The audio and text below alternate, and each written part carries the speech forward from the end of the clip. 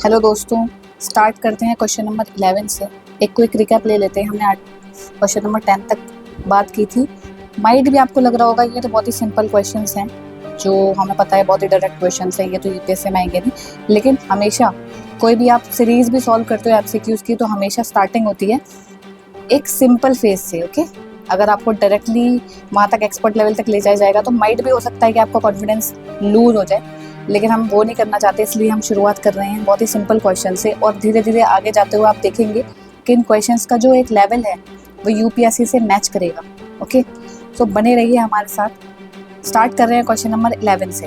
Okay, which writ is issued by a court to command a public authority to perform a public duty। Okay, अब आपको पता होगा कि writ क्या होती है। रिट्स सुप्रीम कोर्ट भी इशू कर सकता है और हाई कोर्ट भी इशू कर सकता है। ओके, जब हमारे फंडामेंटल राइट्स का वायलेशन होता है तब ये रिट्स सुप्रीम कोर्ट और हाई कोर्ट दोनों इशू कर सकते हैं। ओके, तो यहाँ पर एक सवाल है कि command a public authority to perform a public duty.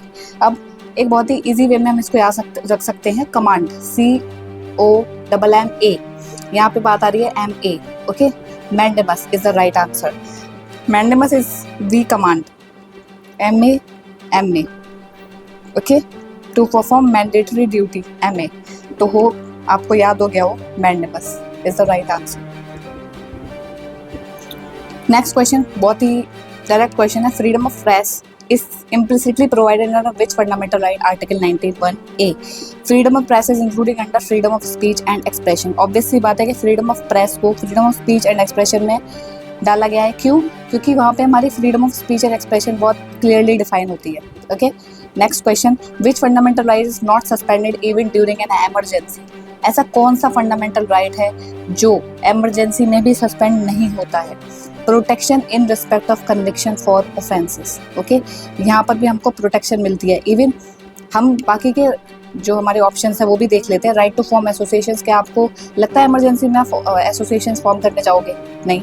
Freedom of movement, obviously वो तो कर्टेल हो ही जाता है। फ्रीडम टू प्रैक्टिस रिलीजन, वो भी कर्टेल हो जाता है एक टाइम पे। Okay, but protection in respect of conviction for offences, क्योंकि अरेस्ट, डिटेन, ये सारी चीज़ें बहुत ज़्यादा होती है जब इमरजेंसी हो जाती है, तो इस चीज़ में भी हमारा ये वाला फंडामेंटल राइट काम करता है। ओके, नेक्स्ट क्वेश्चन, इसका एक्सप्लेनेशन देख लेते हैं। Article 20 and 21 remain available even during emergency. 14, article 14, sorry, which article abolishes titles except military and academic distinctions? Article 18। Article 18 prohibits the state from conferring titles to maintain equality. जैसे कि कोई भी राजा नहीं, कोई भी क्वीन नहीं, ऐसे टाइटल्स हम नहीं देते हैं। ठीक है, जैसे कि यूके में चलता है। और यहाँ पर बात करेंगे मिलिट्री एंड एकेडमिक पर्पस से हम दे सकते हैं। मिलिट्री जैसे कोई मेजर है, कोई लेफ्टिनेंट है। ओके, एकेडमिक डिस्टिंक्शंस भी है। ओके, बट बाकी कोई भी चीज़ टाइटल्स नहीं है to maintain equality. Next question, which of the following can impose reasonable restrictions on fundamental rights? Obviously किसके पास हक है लॉ बनाने का? पार्लियामेंट के पास हक है। Parliament can impose reasonable restrictions on fundamental rights under specific grounds. Okay, under specific grounds, ये बात याद रखनी है।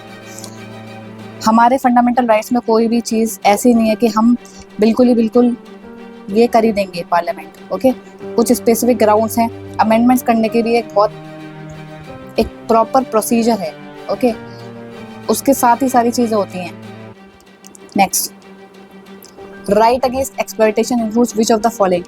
Prohibition of human trafficking, prohibition of forced labor, freedom to form cooperatives। Okay, obviously दिख रहा है कि इसका कोई मतलब ही नहीं है यहाँ पे। 1 and 2। Article 23 and 24 deal with the right against exploitation, not freedom to form cooperatives।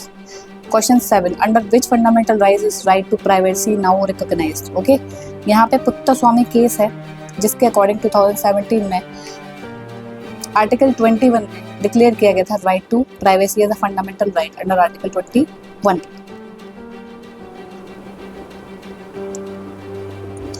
Question number 18, which of the following pair is not correctly matched? Habeas corpus, release from unlawful detention, mandamus जो कि हमने अभी याद किया, MA command. Okay, certiorari quashing of illegal orders of lower courts, prohibition is the right answer. Prohibition stops a lower court from proceeding further, not continue। okay, not continue। prohibition का मतलब ही क्या होता है? प्रोहिबिट करना, किसी चीज़ को रोकना, वो क्या करती है, उसको फ्रॉम फर्दर प्रोसीडिंग स्टॉप करती है। प्रोहिबिशन का मतलब होता है ना कि कंटिन्यू करती है। तो ऐसे जो बहुत ही सिंपल क्वेश्चंस हैं, लेकिन हो सकता है कि हम इसको गलत कर दें। क्यों? क्योंकि शायद हमारा अपना ध्यान ना हो उस वक्त, हम इतने ज़्यादा प्रेशर में हो, लेकिन आप छोटे छोटे वर्ड्स, छोटी छोटी चीज़ें समझ सकते हैं। Okay, next question, which fundamental right protects the interest of minorities? Article 29, 30 protect minority rights. बहुत ही डायरेक्ट क्वेश्चन है, इसको हम एक्सप्लेन नहीं कर रहे हैं। Question number 20, which article deal with protection against double jeopardy? Okay, article 22 provides protection against being prosecuted twice for the same offence. किसी भी इंसान को 2 बार सेम ऑफेंस के लिए प्रोसिक्यूट नहीं किया जा सकता, आर्टिकल 20 बोलता है। Okay, right to information is a part of which fundamental right? Right to information, obviously RTI क्या चीज़ है? फ्रीडम ऑफ स्पीच में आता है। Okay, article is implied in the freedom of speech and expression under article 19A। सबसे important बात है, हमेशा ये न्यूज़ में रहता है क्या? Right to information? No, right to freedom of speech बहुत ज़्यादा न्यूज़ में रहता है। हम हमेशा बात करते हैं कि क्या ऐसी क्या चीज़ें हैं जिसको हम फ्रीली एक्सप्रेस कर सकते हैं, फ्रीली हम बोल सकते हैं। ठीक है, हमारा फंडामेंटल राइट वायलेट नहीं होता। कभी कभी ऐसा होता है कि कुछ चीज़ें बोली गई और उनको अरेस्ट कर लिया गया, जेल में डाल दिया गया, हम बोलते हैं कि हमारा फंडामेंटल राइट कर्टेल हो गया। ओके, नहीं, कुछ ऐसी चीज़ें भी हैं जहाँ पे आप फ्रीडम ऑफ स्पीच नहीं काम कर सकते। अगर आप गवर्नमेंट की पॉलिसीज़ को क्रिटिसाइज करोगे एक ऐसे लेवल पर, वो आप कर सकते हो, ठीक है, लेकिन जहाँ पे एक दंगा फसाद हो जाए आपकी freedom of speech and expression के चलते, तो वो आप नहीं कर सकते। ओके, तो right to information is linked with freedom of speech. Which of the following is not true regarding fundamental rights? Okay, हम लोग यहाँ से देखेंगे। They can be amended obviously under specific procedure. They are enforceable by courts, yes, High Court and Supreme Court. हम पहले देख चुके हैं। They are available against private individuals. Some of them can be suspended during emergency. बिल्कुल सही बात है, ये बात याद रखने वाली बात है कि उनमें से कुछ इमरजेंसी के दौरान सस्पेंड हो जाते हैं, हमने ऊपर देखा था। They are available against private individuals. ये है बिल्कुल correct answer. Okay, most fundamental rights are available against the state, not individual except 17 and 23। Okay, who can restrict the fundamental rights of armed forces personal? Obviously parliament. Parliament क्या करता है? Law बनाता है ना, ठीक है, तो कौन रिस्ट्रिक्ट कर सकता है? पार्लियामेंट रिस्ट्रिक्ट कर सकता है। पार्लियामेंट के पास पावर होती है। Article 33 empowers parliament to restrict or abrogate rights of armed forces personnel. Next, protection against arbitrary arrest and detention is provided under Article 22. Article 22 gives protection in respect of arrest and detention in certain cases. Which among the following is not a ground for imposing reasonable restrictions on freedom of speech? Okay. तो हम बात करते हैं sovereignty and integrity of India, friendly relation with foreign states, criticism of government policies, public order. Okay. अगर आप criticism करते हैं government policies का, तो ये हमारी फ्री स्पीच में आता है, ठीक है। अनलेस इट अफेक्ट्स, भी हमने बात करी थी, unless it affects public order, security etcetera. Okay, तो बहुत सारे लोग बात करते हैं कि हमारी फ्रीडम ऑफ स्पीच एक्सप्रेशन को कर्टेल कर दिया। तो आप अगर प्रॉपर्ली किसी चीज़ का यूज़ कर रहे हो, अपने फंडामेंटल राइट्स का अगर आप लोग प्रॉपर्ली यूज़ कर रहे हो, तो ऐसा कुछ भी नहीं। Next question, which article provides freedom to manage religious affairs? Article 26 direct question है। Article 26 gives religious denominations the freedom to manage their own religious affairs.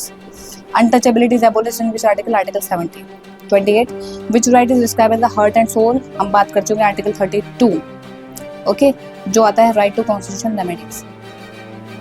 Article 30, which minorities have the right to establish and administer educational institutions, both religious and linguistic minorities. Okay, religious minorities भी होती हैं और linguistic minorities भी होती है हमारे India में। हमारा इंडिया एक बहुत ही यूनिक देश है जहाँ पे रिलीजियस माइनॉरिटीज में लिंग्विस्टिक माइनॉरिटीज हैं, ठीक है। तो हम सिर्फ ओनली की बात नहीं कर रहे हैं यहाँ पे, ओके, सिर्फ शेड्यूल्ड ट्राइब्स की बात नहीं कर रहे हैं, दोनों की बात कर रहे हैं। ओके,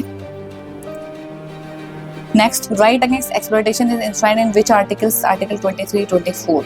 ओके, जो कि प्रोहिबिट करता है human trafficking, force labour and child labour. Freedom to practise and propagate religion is provided under which article? Article 25। Which of the following rights are available against private individuals as well? ये important question है कि private individuals और state में कौन से articles आते हैं article 17। Article 19 provides how many freedoms? 6। Speech and expression, C. How many freedoms देता है आर्टिकल 19? आर्टिकल 19 थोड़ा इंपॉर्टेंट हो जाता है आज के एरा में। Speech and expression, assembly, association, movement, residence, profession. Okay, article 19 आपको इतनी फ्रीडम्स देता है। ओके, टोटल 6 फ्रीडम्स देता है।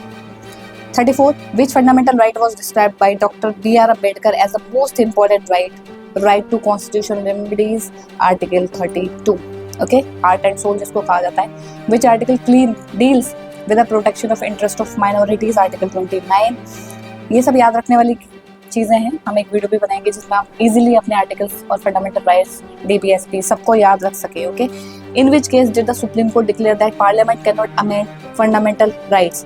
AK गोलकनाथ केस थोड़ा इंपॉर्टेंट हो जाता है। ठीक है। Which article relates to the prohibition of child labour? Article 24। Article 19(1)(g) guarantees which freedom? Freedom of trade, profession and occupation. Writ of certiorari is issued to quash order of lower court. Okay, ये हम लोग अभी देख चुके हैं। Protection against arrest under preventive detention is provided under Article 22. अब final set की बात करते हैं। ओके, फाइनल सेट की बात करते हैं। इसमें हम लोग फाइनल सेट तक इतनी जल्दी पहुंचे और 50 क्वेश्चन तक हम बहुत जल्दी कर देंगे, क्योंकि जो हमारे नेक्स्ट 30 क्वेश्चन होंगे, 50 क्वेश्चन के बाद जो नेक्स्ट 30 क्वेश्चन होंगे वो ऐसे क्वेश्चन है, थोड़े एक्सपर्ट लेवल के क्वेश्चन है, बिल्कुल UPSC को टच करने वाले क्वेश्चन है। तो उसको आप देखना ना भूलें। यहाँ से आपका एक बेस बना हुआ है। अगर आपको चीज़ें याद नहीं हो रही हैं तो आप कमेंट करके बता सकते हैं। अगर आप निमोनिक्स चाहते हैं या आप एक इजी तरीका चाहते हैं उनको याद करने के लिए। ओके, पर अभी तो हम लोग एक सीरीज स्टार्ट करी हुई है MCQs की, जो आप फ्री ऑफ कॉस्ट अवेल कर सकते हैं। तो हम लोग टॉपिक वाइज करेंगे। ओके, ताकि आपके प्रीलिम्स की तैयारी हो सके। जो लोग एक पेपर को अफोर्ड नहीं कर सकते हैं वो भी इस चीज़ को देख सकें। तो हमारा क्वेश्चन नंबर 41 है, which fundamental right is not suspended during national emergency? Protection of life and personal liberty. ऐसा नहीं है कि किसी को भी मार दिया या कुछ भी कर दिया। ओके, राइट टू फ्रीडम थोड़ा कर्टेल हो जाता है। आपको फ्रीडम ऑफ मूवमेंट, यूनियन बनाने का अधिकार नहीं होता उस वक्त। ओके, राइट टू इक्वालिटी में भी फर्क आता है इमरजेंसी के दौरान। ओके, जैसे जो मिलिट्री हैं उनको एक अलग तरीके से ट्रीट किया जाता है, जो हम नॉर्मल सिटीजन्स हैं उनको अलग तरीके से ट्रीट किया जाता है। Okay, and freedom of religion, ऐसा नहीं है कि आप कहीं भी जाके मंदिर में पूजा कर रहे हैं, इमरजेंसी लगी हुई है, उसको भी कर्टेल किया जा सकता है। लेकिन protection of life and personal liberty हमेशा रहेगी, चाहे नेशनल इमरजेंसी लग जाए। Okay, this is important. Next question है, right to form association is guaranteed under article 19। Article 19 आप देख रहे हो कितने सारे क्वेश्चन हैं आर्टिकल 19 पे। तो आर्टिकल 19 आज के एरा में बहुत ज्यादा इंपॉर्टेंट है। Which writ prevents a person from holding an office to which he is not entitled? Q warrant 2. Which article states that traffic in human beings is prohibited? Article 23. Right to practice any profession is subject to reasonable restrictions. Reasonable restrictions. ऐसा नहीं है कि कोई restriction नहीं होता या state permission या फिर presidential order, no. कुछ रीजनेबल रेस्ट्रिक्शंस होते हैं किसी भी प्रोफेशन पे।